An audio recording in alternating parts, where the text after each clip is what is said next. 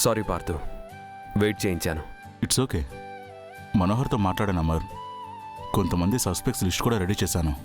ఇక్కడొద్దు, నా స్టడీ రూమ్లో మాట్లాడుకుందాం. పదండి సార్.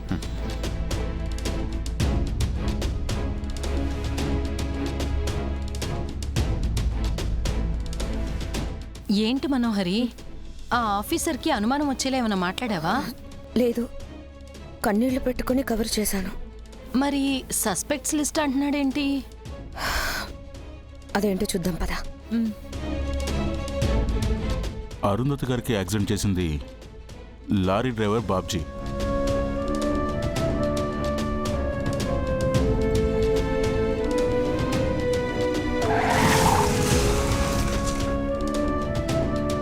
ఆ బాబ్జీకి సుపారీ ఇచ్చింది 3 contract killers.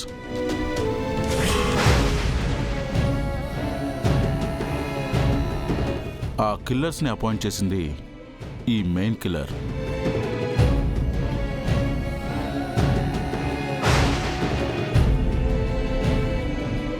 Lorry driver Babji, 3 contract killers చనిపోయారు. సారీ, మెయిన్ కిల్లర్ చేత చంపబడ్డారు. సో మనం వెతకాల్సింది ఈ మెయిన్ కిల్లర్నే. అది నువ్వే కదా మనోహరి? లోపలికెళ్ళి చెప్పు. ఈ మెయిన్ కిల్లర్ మోటివ్ ఏంటో తెలిస్తే అరుంధతి గారు ఎందుకు చంపబడ్డారో తెలుస్తుంది. అరుంధతి గారికి ఆ మెయిన్ కిల్లర్కి మధ్య ఉన్న శత్రుత్వం ఏంటి? నాకు తెలిసి ఆరుకి శత్రువులు ఎవరూ లేరు పార్థు. తనందరితో ఫ్రెండ్లీగా ఉంటుంది. I know Amar. మేడంని చంపింది మీ శత్రువులు కూడా అయి ఉండొచ్చు కదా. ఐ మీన్, మీరు ఎన్నో ఆపరేషన్స్లో ఎంతో మందికి టార్గెట్ అయ్యారు. అప్పుడు వాళ్ళు నన్ను చంపుతారు, కానీ ఆరుని ఎందుకు చంపుతారు? ఎస్, ఇది కూడా పాయింటే. సో మీకు తెలియని మేడం శత్రువులే ఈ పని చేసుంటారు. వాళ్ళ మోటివ్ కోపం, అసూయ, పగ, ప్రతీకారం. అవన్నీ నీకే ఉన్నాయిగా మనోహరి. ఆప్తావా? ఆ, అవి అందరికీ ఉంటాయి. ఇలాంటి మోటివ్తో కూడా మర్డర్ జరుగుతుంది. పార్థు, 1 సెకండ్. ఈ యాంగిల్లో నేను ఆలోచించాను. నాకెలాంటి క్లూ దొరకలేదు. నువ్వు స్టార్ట్ చేయాల్సిన యాంగిల్ వేరే ఉంది.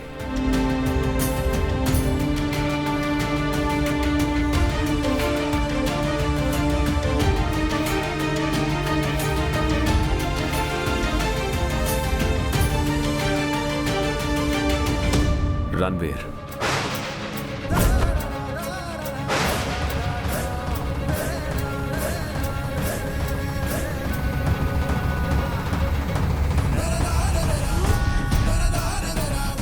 రణ్వీర్ వైఫ్.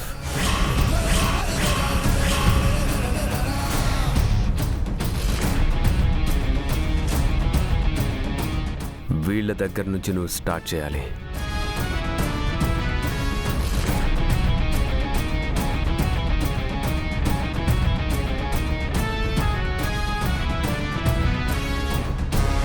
అమర్ సడన్ గా రణ్వీర్ పేరు ఎందుకు తీశాడు?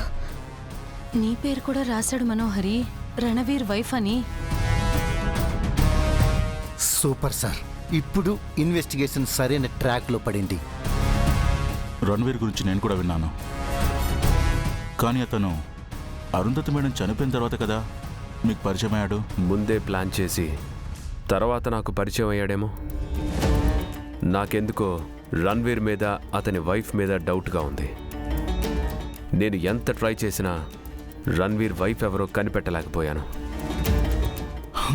ఓకే అమర్, వెంటనే కోల్కతాకి కాంటాక్ట్ చేసి రణ్వీర్ డీటెయిల్స్ తెప్పించుకుంటాను. అలాగే తన వైఫ్ ఎవరో ఎంక్వైరీ చేస్తాను. మీకు ముందే మాటిచ్చినట్టు వారంలోపు అస్సలు హంతకులను పట్టుకుంటాను.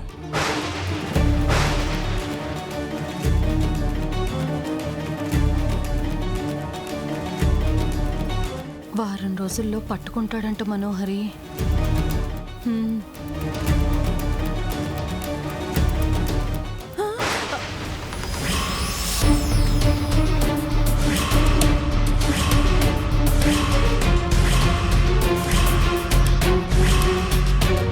ఏంటి మనోహరి, ఆయన సడన్ గా రణ్వీర్ పేరెందుకు తీశారని షాక్ అయ్యావా? రణ్వీర్ వైఫ్ పేరు ఎందుకు ఎత్తారని భయపడుతున్నావా? ఇందాక స్కూల్ నుంచి వస్తున్నప్పుడు ఆయనకు నేనే చెప్పాను,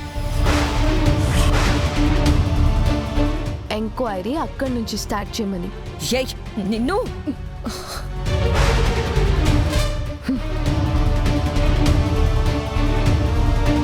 నువ్వు నన్నేం చేయలేవు. నీ గురించి నిజాలని తెలిసినా మా అక్క కారణంగా ఆయనకేం చెప్పలేకపోయాను. నీ గురించి కొడైకెనాల్ ఎస్ఐ చెప్తారనుకున్నా, తప్పించుకున్నావు. కానీ ఇప్పుడు దొరికిపోతావు. అసలు హంతకురాలైన నిన్ను చేరుకునే వరకు ఆయన అడుగుల్ని నీ వైపు నడిపిస్తాను. నీ చేతులకు సంకెళ్ళు వేయించి నీకు శిక్ష పడేలా చేయకపోతే నేను అరుంధతి చెల్లెలు భాగమతినే కాదు,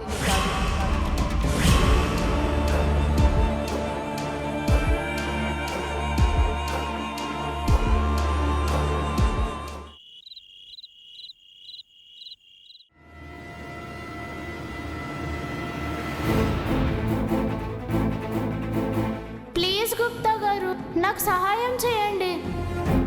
మా అమ్మ నాన్నలు కలపాలి. మనోహరిని ఇంటి నుంచి వెళ్ళగొట్టాలి. మీరు తప్ప వేరే ఏ దారి లేదు. హెల్ప్ మీ గుప్తా గారు. మేమొక్కరమే ఆ బాలికకు సహాయము చేయలేము. తోడుగా నారదుల వారిని పిలువోలే. నారద మహర్షి, ఒక్కమారు మాకు ప్రత్యక్షము కమ్ము. ధూమ్తత. నారాయణ నారాయణ. నారద మునీంద్రులకు ప్రణవోస్మి. శుభమస్తు. ఏమిటయ్యా చిత్రగుప్త, వేళాపేళా లేకుండా పిలిచితివి? ఒక కార్యము కొరకు సహాయార్థి అయి మిమ్ములను పిలిచితిని మహర్షి.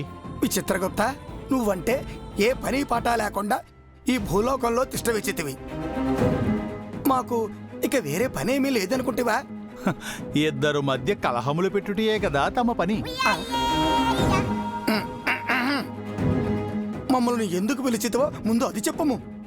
ఏమీను లేదు మహర్షి. శక్తులు కోల్పోయిన ఆ బాలికను మరల శక్తివంతురాలను చేయవలే. అందులకు ఆ రుద్రాక్షమాలను తాకవలయును అని చెప్పితేము కదా. మేము ప్రయత్నించితిమి మహర్షి. ఆ బాలిక చే మాలను తాకించుట మాకు సాధ్యపడుటలేదు. తమరేదైనా సహాయము చేయగలరని పిలిచితిని. విచిత్రగుప్త, అది మా పని కాదు, మీ పనియును కాదు. అయినా మనకెందులకు వచ్చిన ఈ దంద్యాటము చెప్పు. వెంటనే వెళ్ళుదము రమ్ము. హటులు కాదు మహర్షి.